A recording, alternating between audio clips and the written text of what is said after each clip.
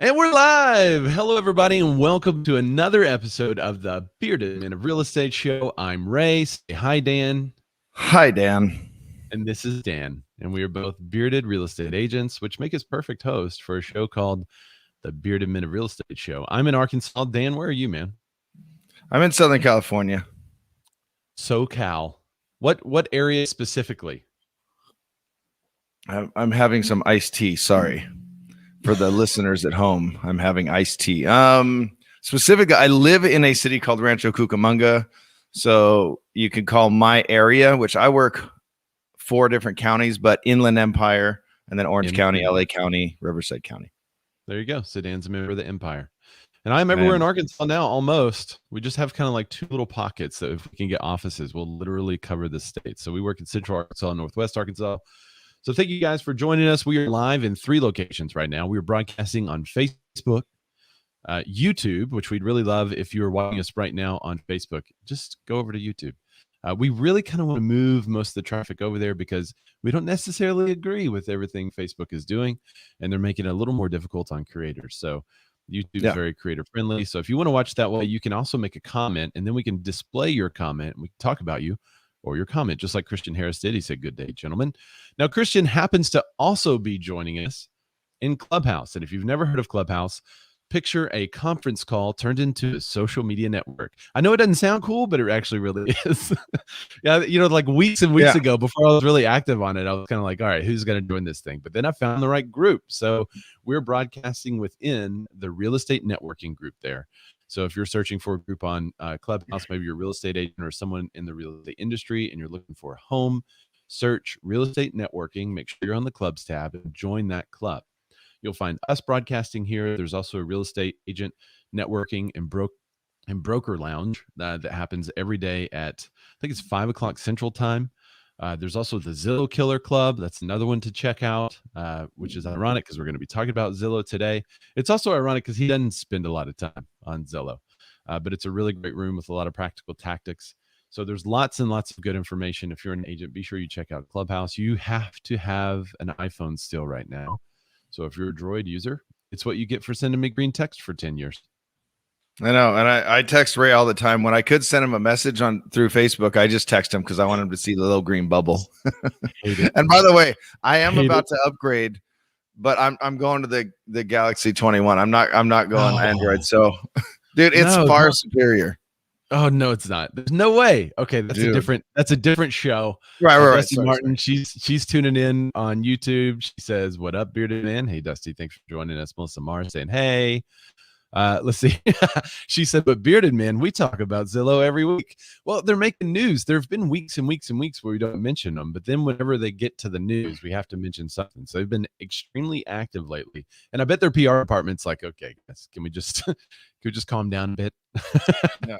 All right. So we're going to talk about Zillow. Well, I've already mentioned that.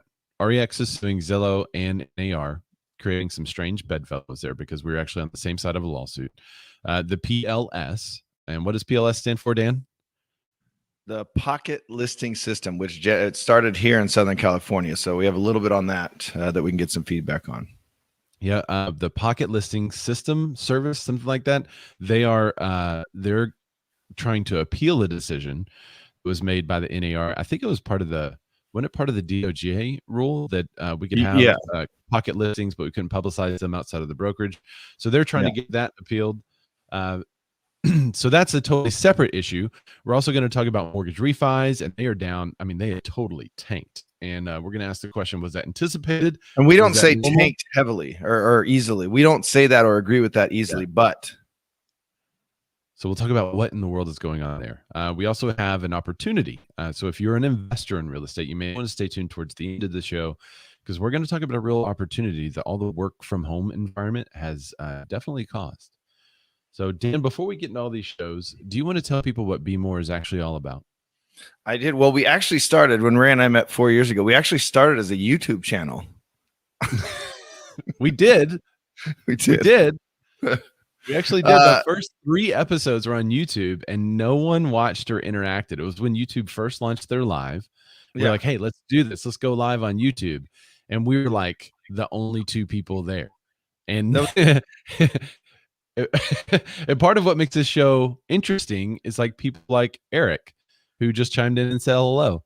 And then later, Eric can add some of his expertise to the show by giving us his opinion on what's happening in his neck of the woods. So part of what we like about the show is the interaction and feedback. And when we launched on YouTube, there was nothing. It wasn't there. So we were like, it was just Ray and I, and we really wanted to push our idea of interacting with you guys. But when we met 4 years ago, 5 years ago, whatever we want to call it, I had an idea for a show because I am in fact a bearded man in real estate. And when I met Ray, I noticed something very interesting about him. Really? What is this? He loves Hawaiian shirts, loves them. Well, they're very loose fitting. And for a long time, I was a big guy. And as a big guy, you just don't like tight clothes. And plus in the summer, you can just ask Tom, right? Maybe he's listening in now. He's in Hawaii. Or Ryan. I don't know if Ryan's in. He's in Clubhouse and also in Hawaii. But, you got a nice breeze and some flowers. And yeah, I love Hawaiian shirts. They just set a different vibe. But I also noticed that obviously he has a beard, but I noticed that he loves getting value up front to not only his clients, but just to other humans. So the show's about being more as an agent, but also being more as a human. And part of what we believe is being more as a human is being able to inform your clients about what the heck is going on in this industry. And if you can do that, then they can make better decisions about where they live and where they want to spend their life and what investments they want to make. So hopefully a rising tide lifts all boats in this show in which we make hang on, let me see how much we made from the show. Given last year, last year was a bang up year for most real estate agents, right? I mean, 2020 was pretty crazy. I'm doing a little fast math right now. Let me do. Well, I have I had some new receipts come in, so some new stuff. So but go ahead, do your math, and I'll add to it. You texted those to me, okay? I think I got the ones you texted. So total, yeah, text them over. Total is $0. Yeah. This is a free show. Yeah, he's got the calculations right there on the calculator. Yeah, 0 times 0, it turns out that equals 0. So what we actually make in return is love. So thank you all for loving the show, and we appreciate you guys tuning in. And Dan, are you ready to get into these headlines? 100%. Let's do it.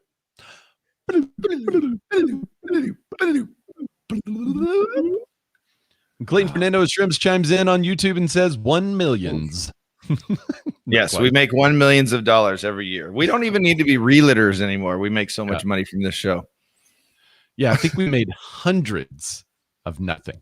Nothing, yeah. Because it turns out that you can multiply anything by 0 and it's still 0. But you know what I have done, in all seriousness, I have gotten several referrals for the viewers of the show. Yes, I know there have been referrals passed in the Be More Contributors group. There have been referrals passed in the chat.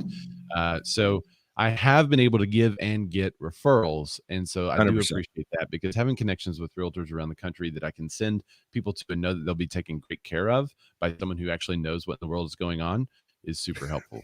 So yeah, we forgot our new sponsor. That's Zillow and the 30 million we got. That's right. Yeah, I forgot. We told that to Zillow last week. Before we go, everyone else. So before we go, can I just point out this is amazing, because we can see the comments and we also have a private chat. But on the comments, it gives the logo of where you're commenting from, and right now it's dominated by YouTube comments. YouTube, love that. This is awesome. Yeah, there you go. They take Hush beard products, no Hush money. Right, there's no money. I would not deny a beard product if someone sent it. You forgot to count the 30 million Zillow Hush money that we got. Yeah. We're no longer Hush. All right, we got to give it back because we're going to talk about them right here. All right. REX takes aim at Zillow with a new lawsuit. And I have to say, most articles say Zillow and NAR. So after this article comes to us from Inman and a variety of other sources, but I'm going to be citing the Inman article. It says, after working with the Department of Justice in a lawsuit against the National Association of Realtors. So that's interesting. REX worked with the Department of Justice to sue the National Association of Realtors earlier in the year and sued the state of Oregon. Discount real estate agent brokerage REX has set its sights on Zillow. The company filed Tuesday an antitrust suit against Zillow, Trulia, and NAR. So here's the quote from Jack Ryan. I think it's from Jack Ryan. REX brings this lawsuit, or it may be actually words from the lawsuit itself. REX brings this lawsuit to keep digital hubs of real estate economy open so that consumers have the benefit of innovation and cost savings that come from competition. The complaint reads, REX was founded to, quote, drastically reduce commissions, and they make no bones about it. The company itself was founded by Jack Ryan, who is a former politician. I guess he kind of still is, because he has a lot of support from politicians around the country who came out and tweeted that they were backing him and backing the lawsuit against the National Association of Realtors, which maybe this is part of what the National Association of Realtors gets with playing politics so often. I don't know. This is one of the things that we talked about, I guess. When was that? In October? Yeah, but haven't we discussed that they are backed, like money backed? Like these politicians have skin in this game to support Rex. So yes. where are their loyalties truly Rex lying? is not a giant company, I don't think. No. If you are in Clubhouse and you're a Rex agent, I definitely want to hear from you. Are there Rex agents? I don't know if there are Rex agents. Wait, are there Rex agents? I don't know. If there's a Rex agent, I want to hear from you for sure. Wait, on Clubhouse, let me turn off my Wi-Fi because it's giving me the red bar of death. So hopefully those guys can hear me well there. Okay. Zillow recently implemented website changes. We all talked about this on the show whenever they made the MLS and integrated the MLS with their website. It made non-MLS listings accessible only via a recessed, obscured, and deceptive tab consumers do not see. And even professional real estate agents find deceiving, the complaint reads. The result is that REX listings are losing significant traffic, severely impacting REX's reputation. Now, I thought this was interesting too, because you have a giant company that's a consumer portal, and you have another company that has now been built on traffic from that consumer portal. But I don't know of an agreement that requires Zillow to display anyone else's listings. I don't have an agreement on my website to display REX's listings unless they're literally inside of the MLS. Your MLS, right? And by the way, for the consumers watching, MLS is short for multiple listing service. It's our holy grail where we put all of our listings. Right. Let's see the results. I'm going to keep going here. The settlement also specifically states that MLS and brokerages must provide all consumers all properties, quote unquote, fit their criteria, regardless of compensation offered. That's what the result of the DOJ suit was, which we already talked about. Quote, Zillow is committed to providing consumers, this is Zillow's response. Zillow is committed to providing consumers with the most complete, up-to-date housing and listing information possible on a single platform. As part of our switch to MLS, Internet Data Exchange feeds, and becoming a formal MLS participant earlier this year, we made the required changes so the way some listings appear on the site in order to comply with MLS rules. So they're basically saying, we're doing this because it's the MLS rules fault. As a result, when using one of our platforms to search homes, buyer now see two options to view their search results: agent listings or other listings, which include for sale by owner listings, coming soon listings, non-MLS for that matter, and most other real estate sites. All right. So what do you think of this? Is this frivolous? Is it going to go through? We have someone with special expertise in our clubhouse that I'll bring up later. Lance, he's the owner of realty.com. I'd love to get his thoughts on it too. He joined us last week. But Dan, what are your thoughts first on this lawsuit? And granted, we are not attorneys. We're simply real estate agents that have been working in the business a while, kind of know how the business works. What do you think, Dan? Yeah, I've been in the business 40 years, by the way. So I started when I was 7. My initial reaction was, because remember, there was a thing called purple bricks in this country, and they are now gone. And what was their major foundation that they were going to change the game on? What was their major foundation, Ray? Reduction of commissions, right? Reduction of commissions. But what we've all learned, and we knew this before, but what we learned through that process as we, the Bearded Men of Real Estate, ushered purple bricks out of the country. we take full responsibility for getting them out of this country. But we learned that the services just wasn't there, or the service just wasn't there that when you pay a full commission, it's just not there. It's not possible with all the marketing that top agents do and all the connections we have to other agents and other buyers and all that stuff in our pools. Like, you just don't get it. You can't possibly provide that level of service. And then remember what they tried to do? They were like, no, it's $3,500. That's what we charge. And you get high-end listing photos, marketing, the whole thing. It didn't work. So after a few months, they were like, okay, now you can choose from the different, what they call it, a marketing suite or something. But it essentially went back up to what we already charge and then more, actually. It ended up being more. So, all that to say, it feels a little bit like, hey, our thing isn't working. So what do? Oh, Zillow changed a thing. How do we get headlines to make people know that we exist? Let's go after Zillow, and then people will know we exist because our thing isn't working. That's my initial kind of knee-jerk reaction, which is our thing isn't working. We need to get headlines. So let's attack Zillow. But I'm about to take Zillow's side because they're following the rules. They're saying, hey, I know. We're showing everything through our IDX feed. We're showing everything that's on any MLS across the country. So if you're not going to show stuff on the MLS, then we're not going to show. We're going to put a separate tab. We're not saying we won't show it. We're going to put it into a separate tab so you can go there. But they're not. Yeah. They're not back channeling anything. They're just. It's just, they're. I don't know. I hate to agree with Zillow, but they're doing what they need to be doing and what they say they're doing, and it feels a little bit like Rex is like, well, my thing didn't work, so I gotta blame someone. But maybe it just doesn't work, Rex. I don't know. I just wrote down my thoughts so I don't forget them. I'm fully in agreement with you. It seems like they had a plan, they had a business plan, and now because of the recent changes, they're noticing a reduction in traffic. I want to bring up Lance, but first, Melissa Mara says, I got crap from a Rex agent recently because he can't read the MLS. Because they don't know what the MLS is. They're not in the MLS. Well, think about that.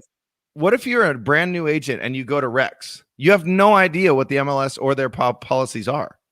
So I'm assuming this is like just a real estate agent, right? And they're not a realtor, maybe. If they are realtors, they would have to abide by the MLS and be listed in the MLS. Yeah. And so we'll get into the kind of the professional part of this in a minute. There's some really interesting on the Inman article. They've ported over the Facebook comments to that article so that you could see. The top comment is by a guy named Chris Allen Taylor. Talks about working with a builder. The buyer was trying to buy a builder home.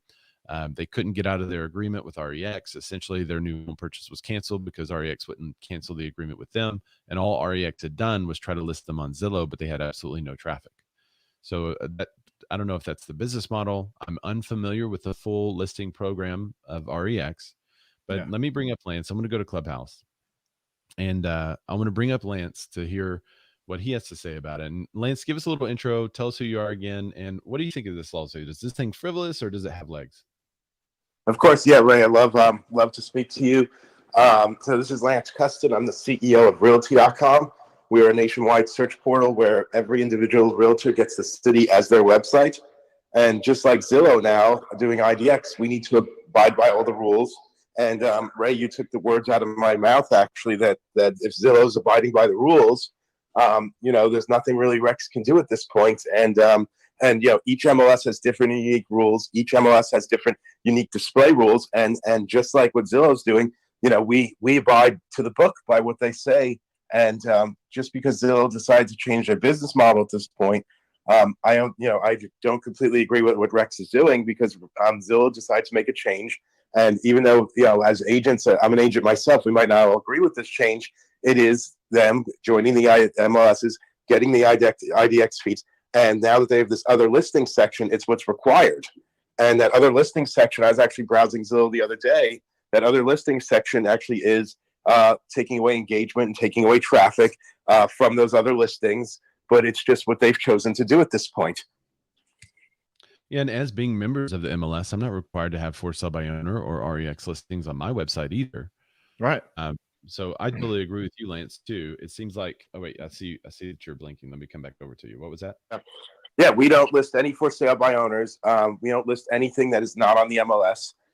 And we stick directly to the feed coming from the MLS for accuracy. The biggest problem is when you don't have that feed, you don't have the accuracy, and you could be giving agents things that are expired or canceled or already sold. And the MLS ensures that level of accuracy because every member of that immediately updates it when they have taken action on one of their properties. Yeah, that's an interesting point too. So I think if this actually has legs and goes through, it would seem that all professional organizations are at risk of being sued by those outside of the professional organization who they then believe that there's some kind of anti-competitive behavior requiring people to be in the organization and to operate a specific way. One of the reasons the National Association of Realtors was created was to help protect consumers and was to be a real consumer advocate of, helping people to get in a home, and hey, let's all get together as realtors and let's do right. We have a code of ethics. Everything we do is more scrutinized. There are more rules involved. And if someone like REX can come in and say, well, hey, this thing that you guys built, we want our listings to be in there too.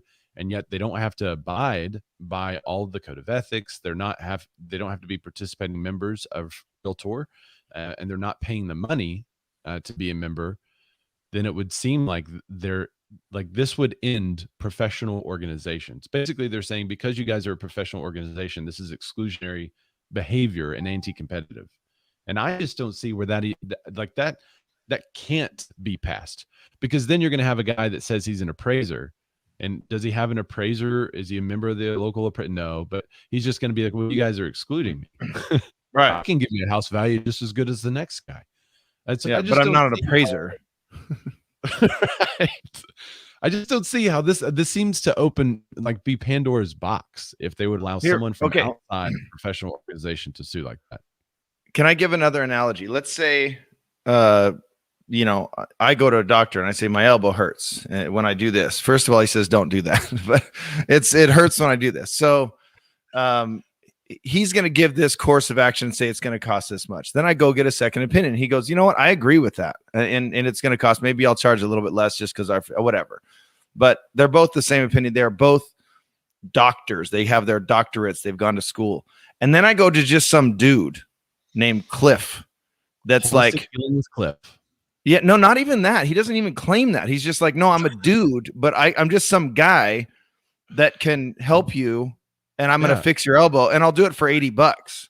I'm not going to trust the guy for $80 because he hasn't gone through, and now we do have issues with NAR. We do, the $250 thing, or $50,000 thing, the weird logo, the funny commercials, which I still love, but where's our money being spent? I get all that, but I hold it in very high regard that we need to follow our code of ethics, and they are trying to be better about those code of ethics. And I think they're working slowly but surely to make more real estate agents better. So if we have to adhere to those guidelines that are set forth by our governing body, then that makes us the standard in the industry, right? Not just some dude that goes, no, I'm a realtor and I can help you buy. I'm a real estate agent and I can help you buy or sell a home, and I'll charge you, $80. And that's essentially the Rex is. They're like, no.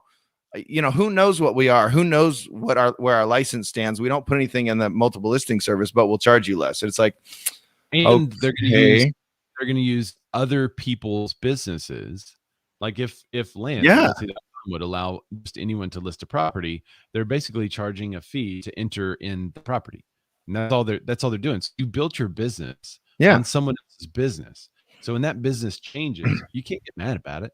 You should have built your own business, right? And hey, maybe you tried to build a business that was different. It was a game changer, but it didn't work. So you can't go suing someone that did build a business and it worked. This happens to the App Store all the time. I mean, there was even a phrase calling getting Sherlocked, where this company named Sherlock created this really cool app to where you can search your entire computer. You just have this search bar that pop down. You could search your entire computer for stuff. You could also do it on your phone. Then what Apple do? They developed this really cool search bar that comes down, and it's organically baked into the operating system. So there was a phrase called getting Sherlocked. It sounds a little bit like Rex is getting Sherlocked. They've gotten Sherlocked, so it's a little bit, I think, sore loser kind of thing. But and I know it's an extreme example to equate them to a Cliff that doesn't know what he's doing and, offers medical advice, but that's essentially what's going on. They're saying, no, don't use a professional that charges what they're worth and gives you max marketing exposure and a concierge service. Don't do that. They're actually saying that we're not even worth that. Right. He said we charge confiscatory rates. I'm rephrasing, but that's what they're saying. Yeah. So, and we've all run into these before where it's a discount broker And either it's a nightmare to get into that listing, or you realize if you do get into escrow with one of them, that seller's pretty much doing everything on their own. And then the quote unquote brokerage is just providing documents, and then they have to fill out on their own. But you as a seller are not protected the way you are when you work with a brokerage. Yeah. Let me get to a couple of the YouTube comments. Stephanie Morgan, she's on Facebook. She said, yep, she's tuning in. Dusty Martin says, I think it's just an unintended consequence of NAR's Rule 8 that everything advertised online must be in the MLS. Zillow got slapped by several state departments of real estate for not being licensed. She goes on to say, not being licensed brokers once they started iBuying. So they got licensed to comply with the IDX feed. Right. So now it really is a monopoly. Yeah, us and Zillow, which is crazy to, a couple of weeks ago, everyone was like, oh, we hate Zillow. And now we're like, ooh, maybe Zillow has enough money to help us fight this thing. Well, yeah. And it right? really does. Sorry, go ahead. Time in order to get the data, and, we're uploading our clients' information to competing broker. I think most real estate agents are not comfortable with that, but I think there's a lot Zillow brings to the table that's good, which I've said on the past shows too. Well, and it really does amplify our need to really push forward to have our own, forward-facing, consumer-facing website, not what we currently have, which is pretty much for, agents. And we're long past the time where we need to, who said it? What article was that from last week? I think it was last week or the week before, where, we are the keepers of all the information. And then Zillow was like, no, we're going to share it too. And realtors are like, no, and fight it. Why don't we just come up with our own where we're all sharing? We're long past the time of, like, if you're a musician that puts out music and you only put it on a CD and you hope you're going to sell 1 million copies that way. We're long past that. You have to offer digital copies, to get your music. So we're long past that. So why don't we just adapt instead of trying to fight it? And I think this really amplifies that, and also shows that Rex didn't build on such a super solid model, kind of like Purple Bricks did. It's almost like politicians just building on the people. Anyway, this week's shade brought to you by Zillow. Christian, you guys also in Clubhouse. Do you have anything to add on that? Just flash your mic if you do, and I'll bring you up. If not, we'll go on to the next story, talking about pocket listing service. All right, I see Matt. Matt, come on, tell me, man, what do you think of this? Oh, wait, I have to bring you up. There's a lot of good points, but I feel like you guys have put a big bow on that. So I just had a quick structural question. I was here last week listening to the podcast through Clubhouse. Did you guys get any feedback from Clubhouse? I know obviously there's no direct messaging here, but did you get any feedback on Instagram or Twitter about running the show through Clubhouse? Yeah, we got a lot of questions on how we're doing it. I also got a lot of people that sent us messages. So if you click my head, you'll see my Instagram. You can connect with me there. Send me a DM. I did get a lot of messages of people that liked it because they could chime in. Even some of the people that were, just kind of lurking. They said that they still liked it, even though I called them out for lurking. So I do appreciate you guys just hanging out, chilling, listening. I understand if you can't always talk or add to the podcast, but yeah, we got some pretty good feedback from it so far. The best feedback that we get is that when we see that there's right now, there's 70 people listening to the show. So that's pretty awesome for us to know that there's 70 people on the audio version. There's a lot of people on the YouTube version and Facebook version, all tuning in kind of at the same time, making this really big community of real estate and industry experts to give information and also to just talk about what's going on in the world. So I guess you could, really, in a way, our show was early Clubhouse, right? We talk about it, bring up a topic, we talk about the topic, and then people chime in on the topic. And exactly what I was just going to say. Yeah. So yeah, Matt, it's been pretty good so far. But tell me, what do you think? Well, I was in another room yesterday, and some pretty heavy hitter, that's Clubhouse lingo for social media influencer, I think, we're talking about bringing their podcast to Clubhouse and doing exactly what you guys are doing here. So I was just curious if you had gotten any feedback, but no, I love it. And I'm going to now move myself down to the audience, but thanks for getting the question out. Yeah, man. Thanks for contributing to the show. And just send the heavy hitter my way. I'll tell him how to do this. I can tell you right now that most people are not going to want to do what I have to do to get this on, though, because I had to, Matt had to join our show in order to take care of all the switching and the articles and all that stuff so that I can focus on the mute unmute thing, because it's significant. If I don't mute and unmute at the right time, which some of you guys heard in the pre-show, it like creates one of those endless echo. It sounds like a tornado siren type of thing happening. And so you have to be really careful if you're like taking this stuff out live to like mute and unmute at the exact right time. So, but no, I appreciate it. All right, Dan, you want to get to the next article? And I'm just sitting here sipping on my tea. Twisted tea. I don't. All I have to do is look cute. That's all. That's my entire job on the show. All right. So now, I kind of went big on this one. What happened? Why does it say? Why does the headline just say Dan now? Hold on. You copy pasted. That's what happened there. There you go. I brought it back.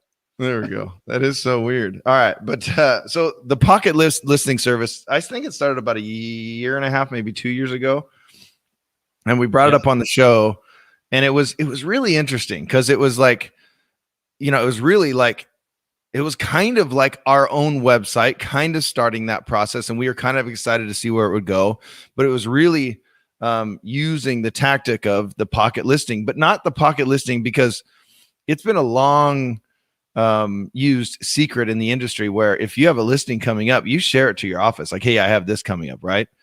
And then this put things out, to the world. If this website, think about it, if this website, the PLS grew, I think it was just the PLS.com, grew to national and got a lot of traffic every year or every week and every month, you would get listings seen before you had to put them in the multiple listing service. Now, what happened was there was a clear cooperation policy that was passed. So that kind of stifled their entire business. So what they did was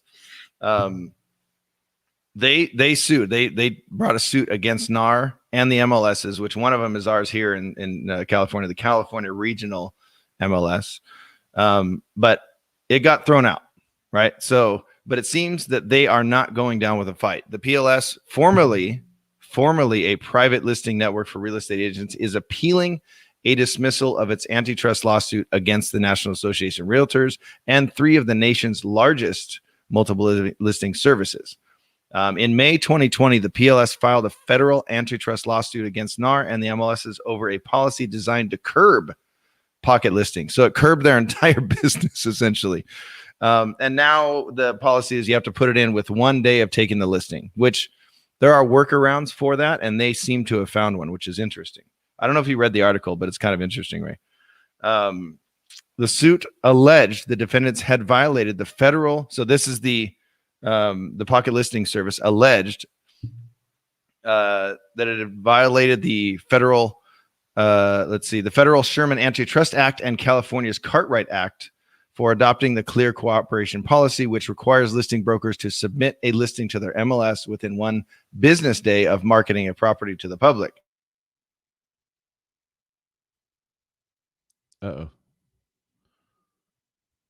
Uh-oh. He froze. He freeze for anyone else, or is it just me? I don't know. All right, if you're on YouTube. Oh, wait, here he is. He's back. He's frozen. He's back frozen. What happened?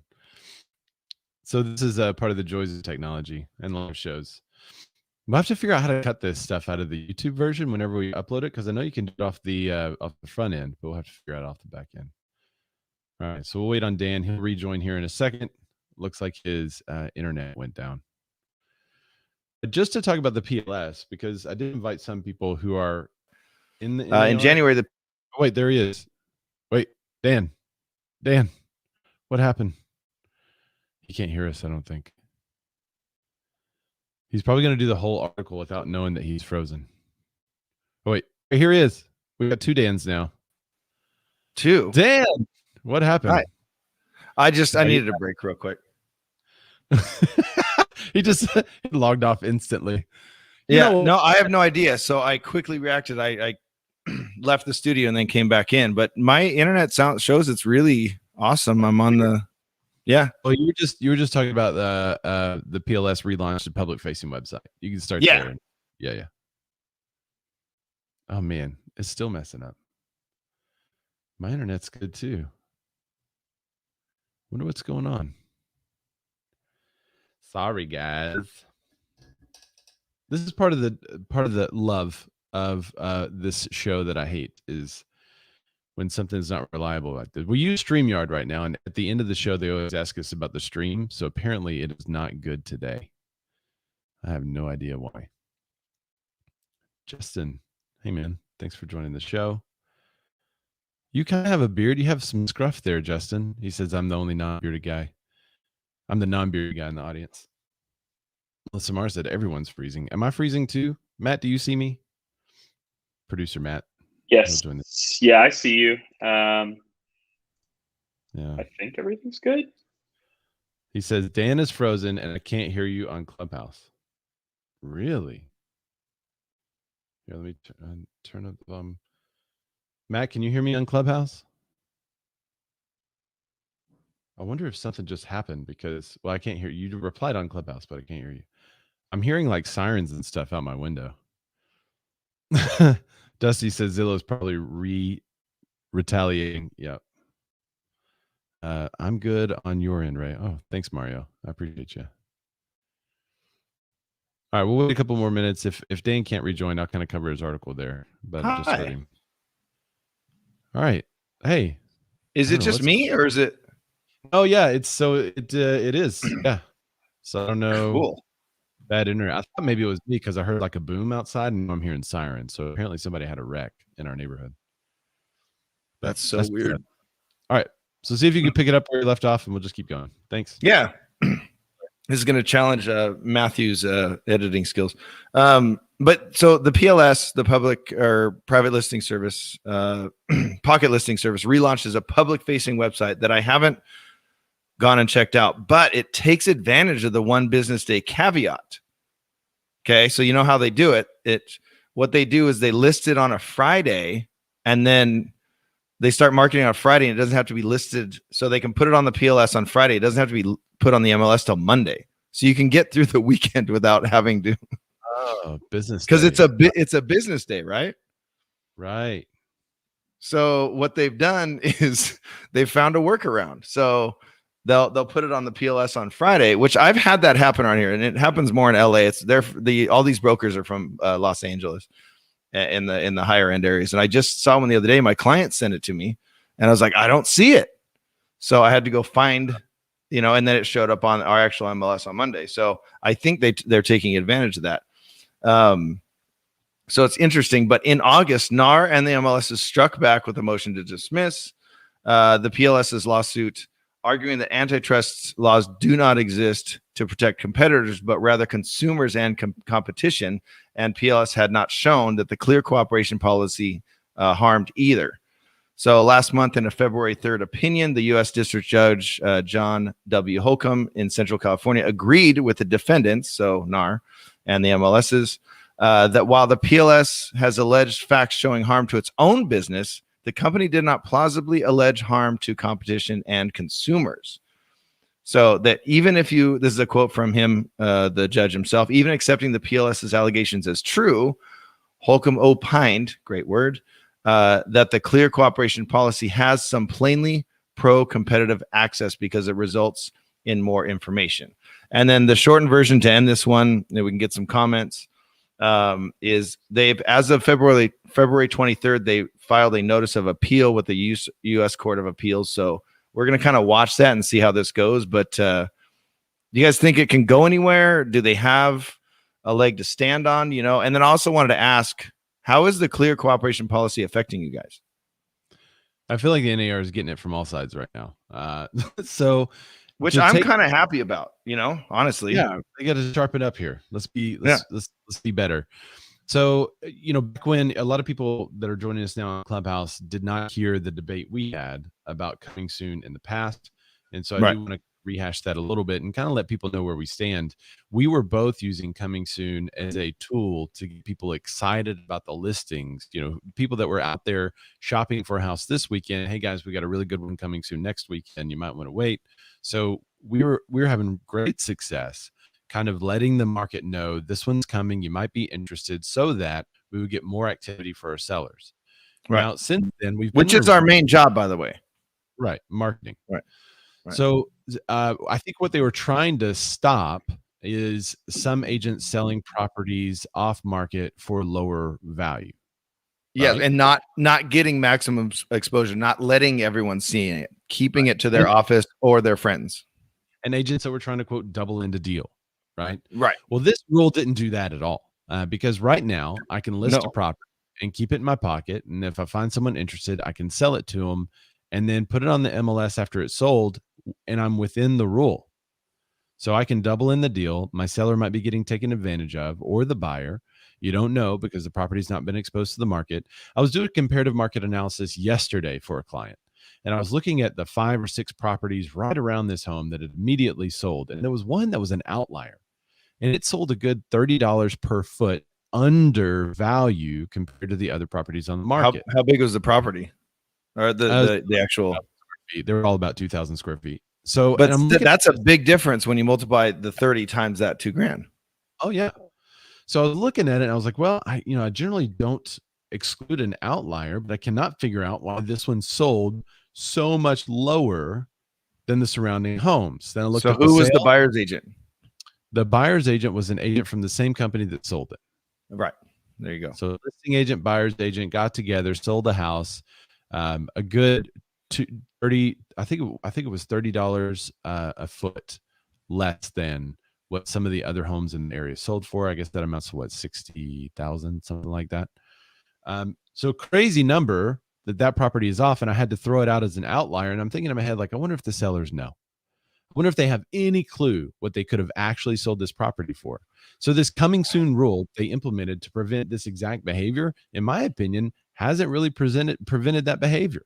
That behavior is still happening, and there's still real estate companies and real estate agents who are maybe not on the up and up, taking advantage of sellers in that way, trying to get a buyer a better deal without exposing a property to a really hot market right now.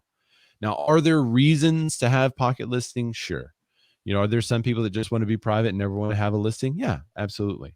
But to say that that person that's holding that listing can't tell other people that it is coming soon further reduces the competition for that seller, and I think puts them at a detriment.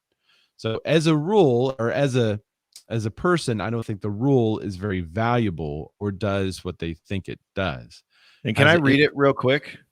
Yeah, read that part. I have it up. So this is the section 1.01 clear cooperation.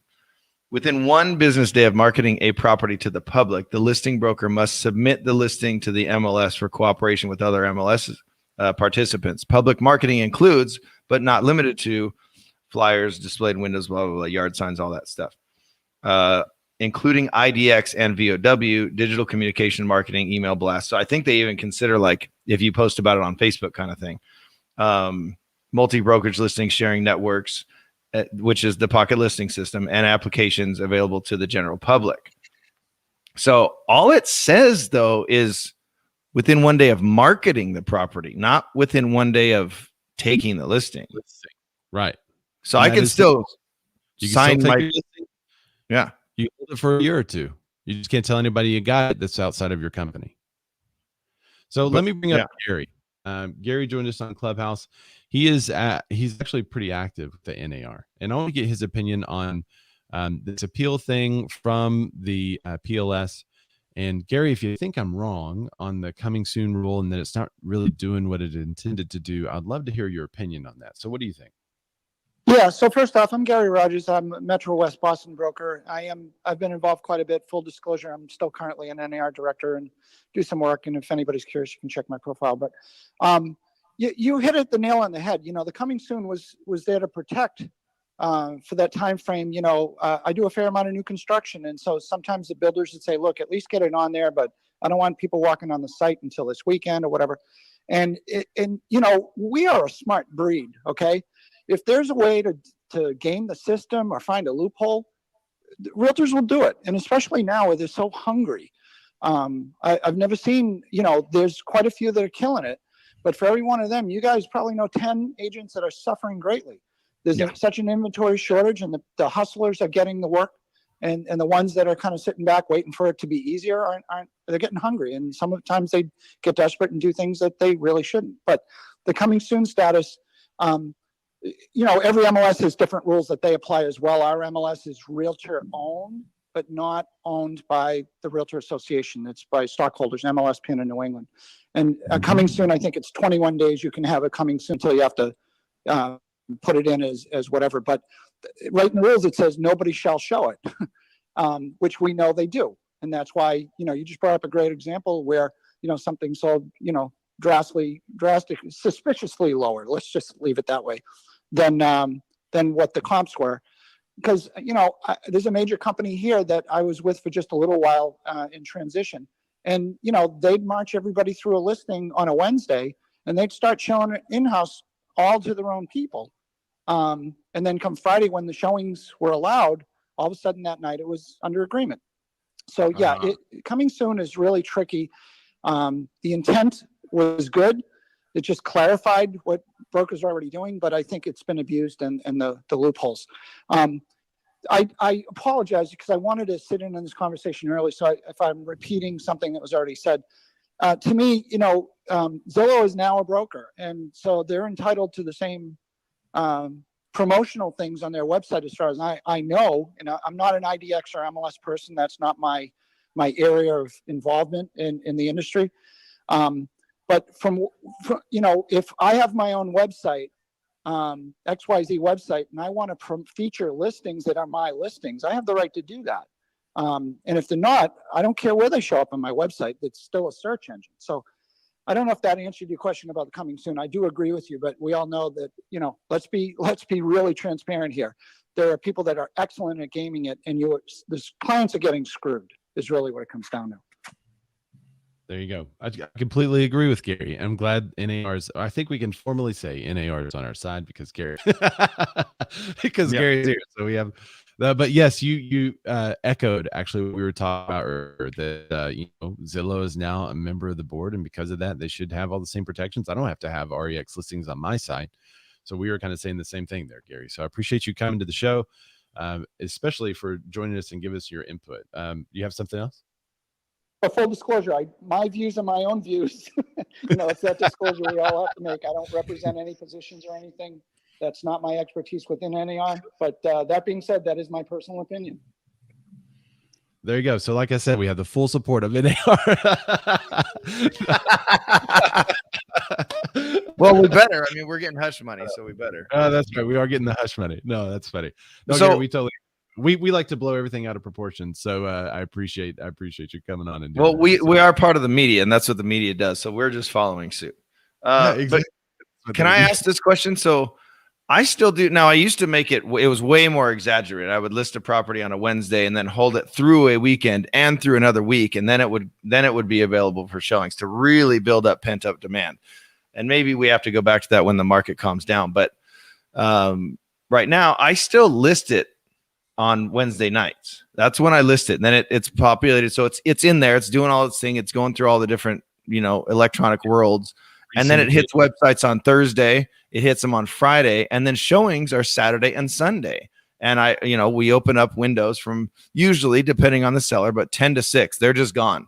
They're gone 10 to 6 Saturday and Sunday, and we see kind of the traction we get. Do we need more showings on Monday if we haven't gotten any offers, whatever the case is? But we have a form called a seller exclusion where the seller is saying, because it does become the listings or the brokerage is listing, but the seller is saying, do not market my home or do not put my home on the MLS until you can have this form signed. Do not put it on the MLS until this date, and they can agree to it.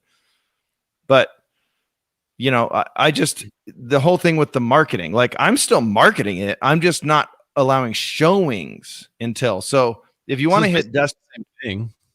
It is the same thing. I'm not pocketing it. I'm still getting out to the market, so they're the masses. But if you want to read Dusty's comment, and then I'll finish my statement.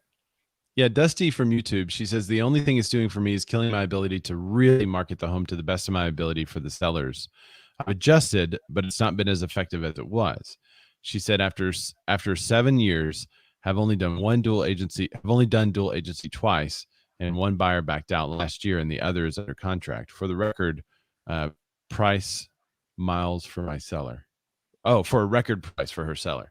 So she's done the agency, but they're getting record prices, not undervalued, like what I saw.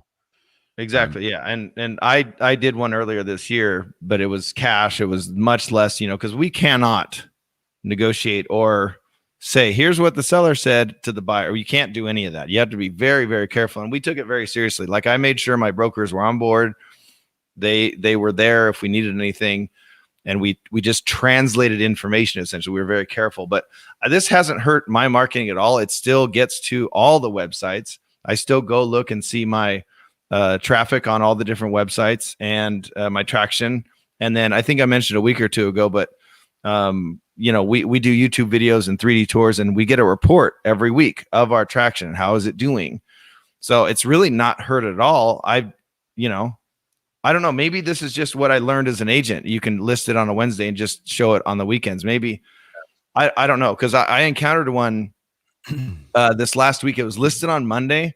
It showed for a couple days and it went into escrow on Friday. Like, how is that helping your seller? Like, not showing it through a weekend. I listed one on Monday on purpose because we knew that if we listed this thing on Friday, it was just going to be crazy. And we still went. We got 40 showings and closed, or not closed yet, but we're under contract with cash offers way over list price.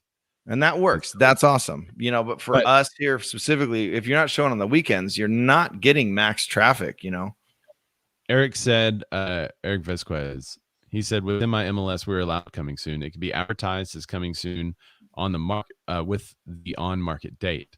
It cannot be pushed to third parties, but we can promote it to social media or on our own print, etc. We have coming soon too. I don't use it, but we have that. You don't have it. I wish we had it. He said if an offer is inside unseen, it still needs to be presented. It just cannot be shown by anyone in-house or other until the market date. They have a 14-day window for coming soon. And Dusty said, that's what I have to do with my listing agreements. Our standard for our board requires to be in the MLS 2 days of signing, and it's logistically impossible to get a high quality market in 48 hours. Ours says 24 hours.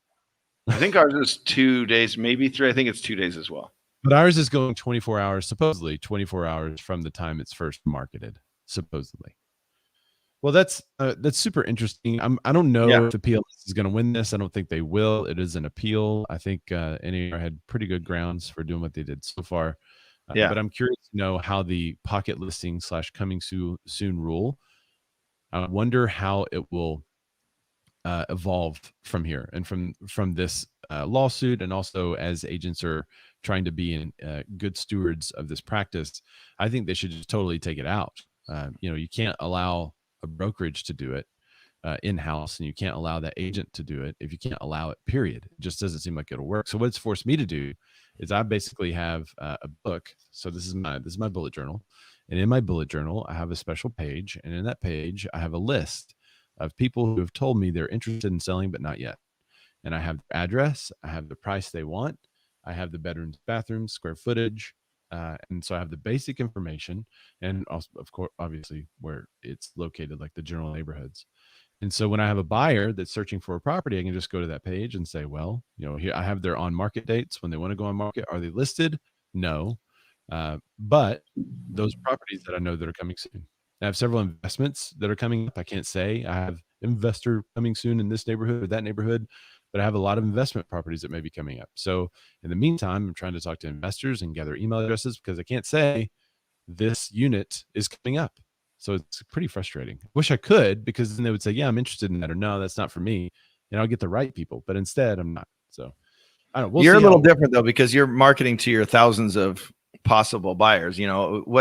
And to put a point on this, to remind everyone, when this first happened a year and a half ago or whatever it was, we were like, this is great that they're trying to do something, they being NAR, but they really missed the mark, because it's not really prevented anything. In fact, it's made it more difficult for like Dusty and Ray and a bunch of agents to market the home property, which was the point of it. So, because they're trying to get rid of people that don't do it the right way. But instead of saying, you guys specifically, we're going to handcuff you, they've handcuffed all of us instead. And so they've kind of missed the mark. But I don't think, I don't know. It feels a little bit like the PLS is doing the same thing that I said Rex is hey, our model didn't, because it was so cool. Like this was going to be awesome. But then right after they said, clear cooperation policy. And they're like, oh man.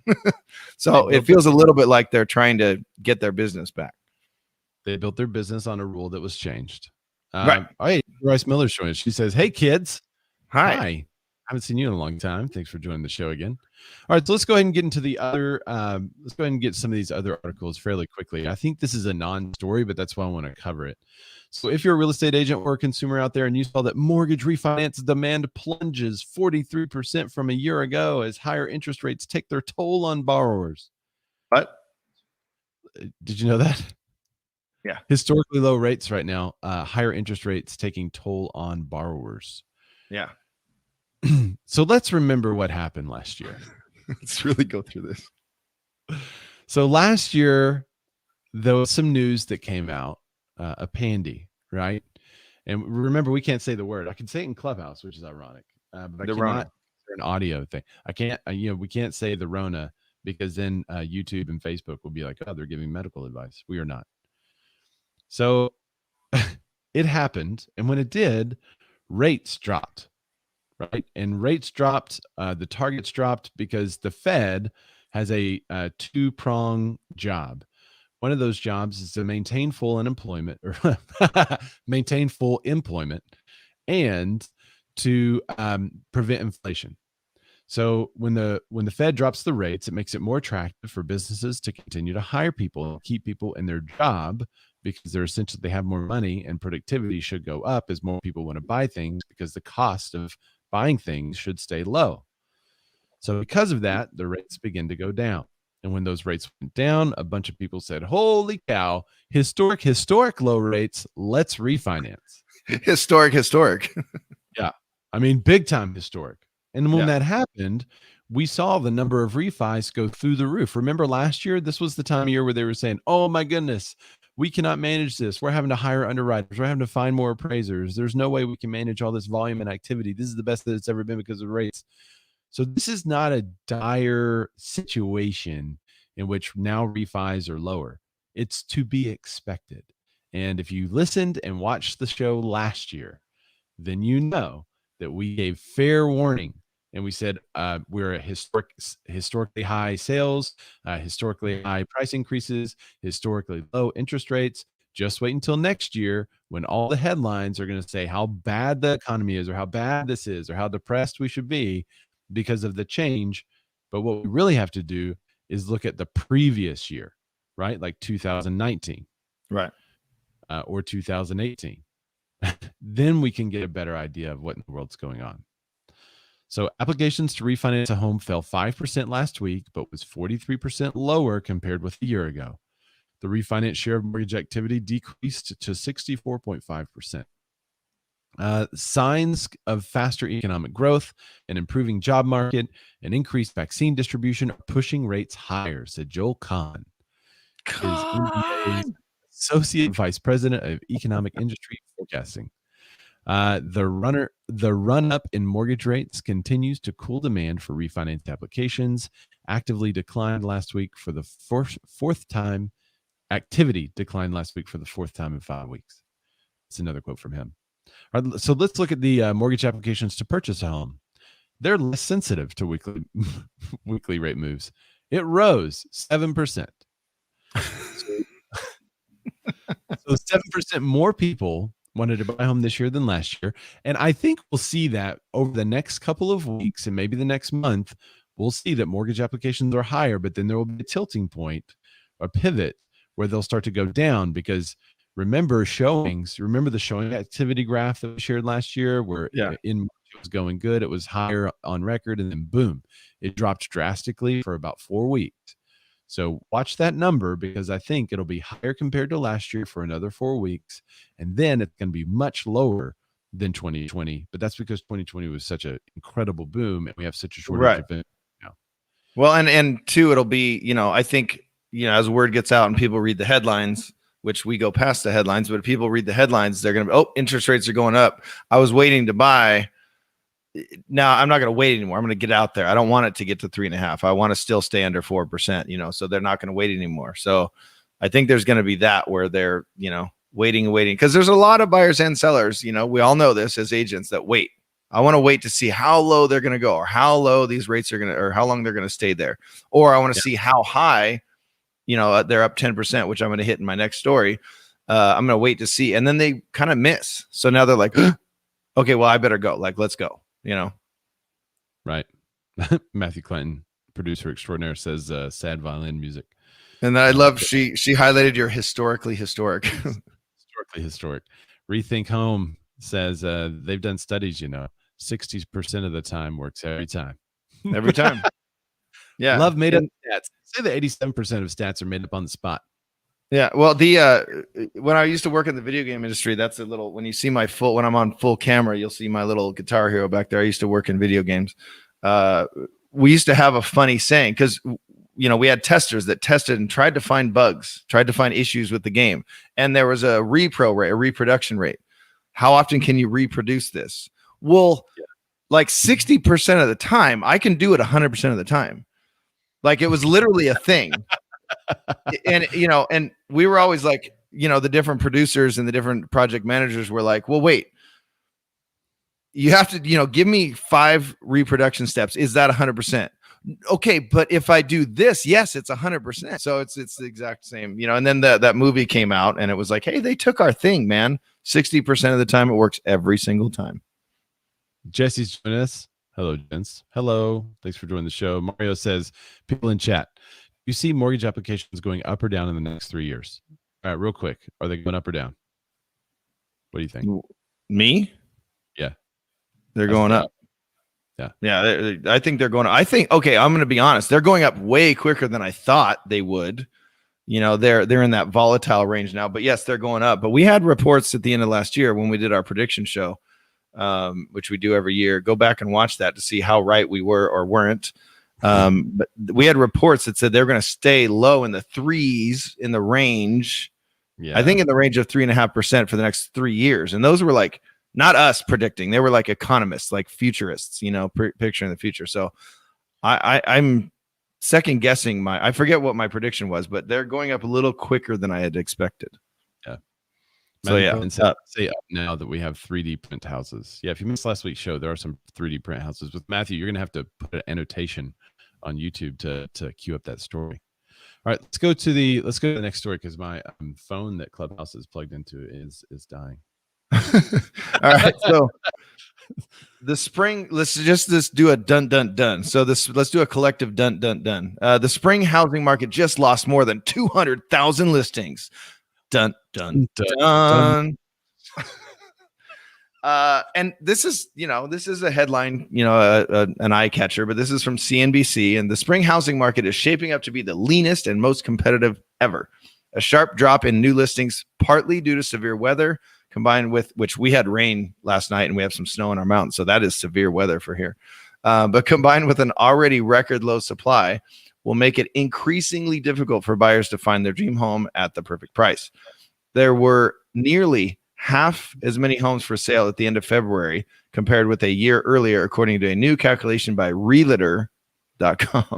Low supply was exacerbated by a drop in the number of new listings to come on the market. And here's a quote from Danielle Hale, who is a chief economist over at Realtor.com. I apologize, Danielle. Last month's record cold and snowstorms likely caused sellers to hit pause, even if only temporarily. However, in today's inventory-starved market, any setback is significant. So I think that's a very valid point. A pullback by sellers resulted in roughly 207,000 fewer homes newly listed for sale in the first 2 months of 2020 or 2021, which I find this part interesting. When you compare it with the average for the same period over the last 4 years, I think it's cool they went back 4 years, and it's still saying, hey, we're still on average 207,000 low. To catch up, new listings would have to grow by 25% annually in March and April, which is unlikely. I mean, think about the numbers there, 25%, which I ran my numbers. I'll go over those in a second. The increasingly tight supply of homes for sale continues to fuel the fire under home prices.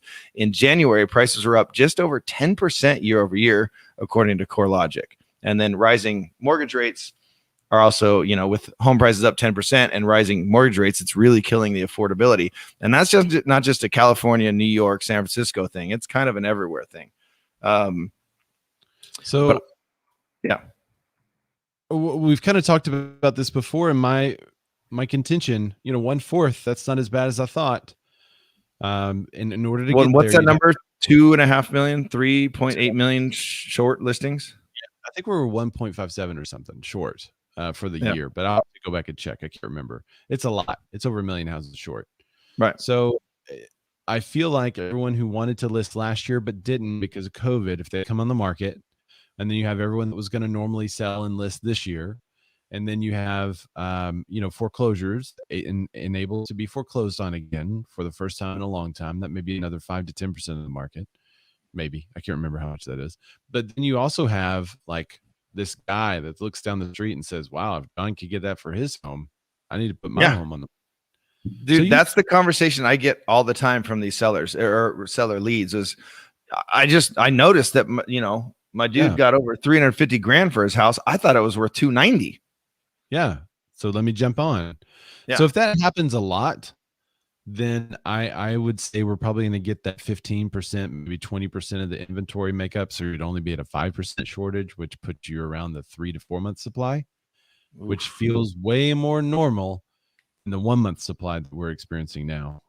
Yeah. Or if you're in my market, we have active single family listings. We have 76 total. That's it. And our average sales per month is about 180. So we're same as we've been, about a half month supply, maybe 20 days of supply. Christina M. Smallhorn joins us, who you can check out her YouTube if you can. She said, apparently, according to Housing Wire, there's an affordability crisis. He was passionately speaking about it in Clubhouse. Interesting. I missed that room.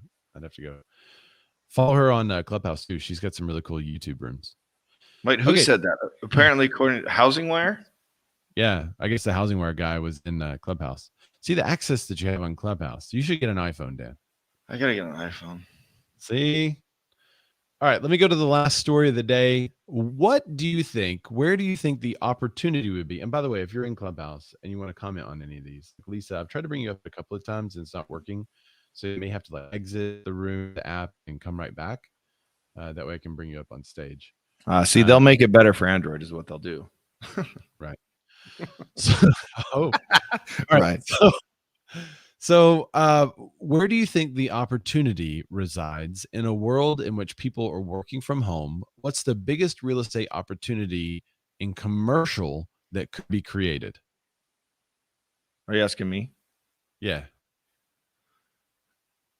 I would believe that it's housing for servers. Housing for servers, like data. Yeah, did I get it? Yeah. Data center, or is it data center? You tell me. I say data, you say data. It's tomato, whatever.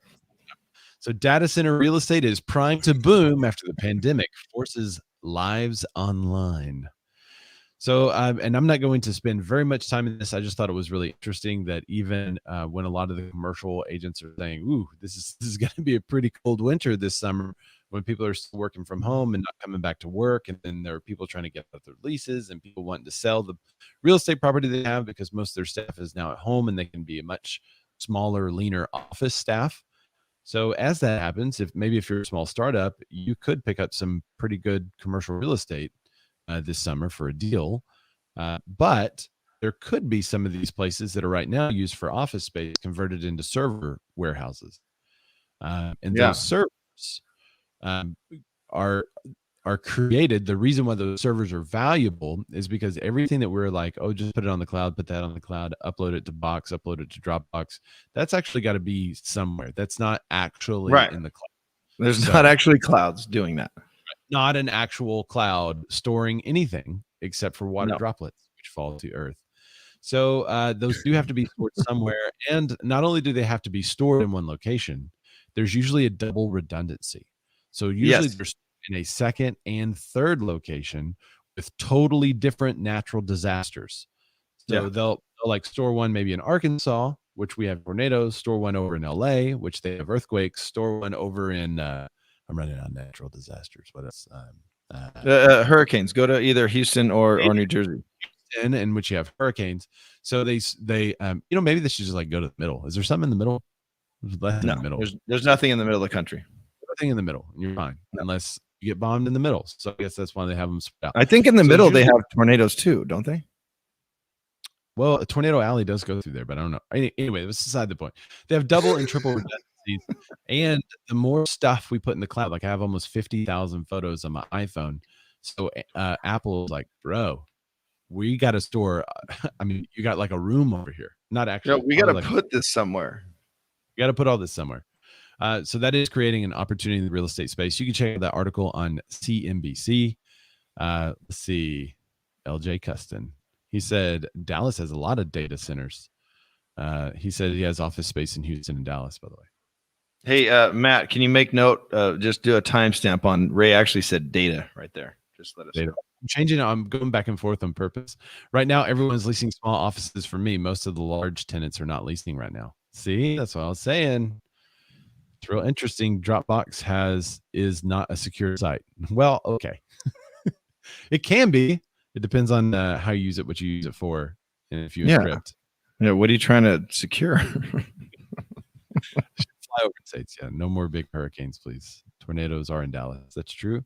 And Dusty said CENTCOM is in the middle of the nation for that reason. Yeah. Yeah. But they have to have the redundancies, though. They still have to have, in case something happens, they have to have a backup to the backup. Like imagine, so I've been saying this for years. Imagine when Facebook goes down and all of a sudden all these people that have built their lives around social media and Instagram and YouTube and all this stuff, what if that goes down? What happens to your entire life? So to keep that from happening, they have fail safes in plan. Yeah. And maybe it should be a good investment. That has to be housed somewhere.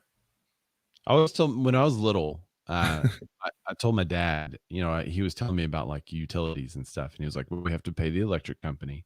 We have to pay the water company. And he was like telling me about utility bills and why I should turn out the lights and all this stuff, which if he had a smartphone, he would have never had to say anything to me. He just like say, Siri, turn out the lights and then go out. Anyway, and sorry for those of you who just turned out all your lights. So that actually.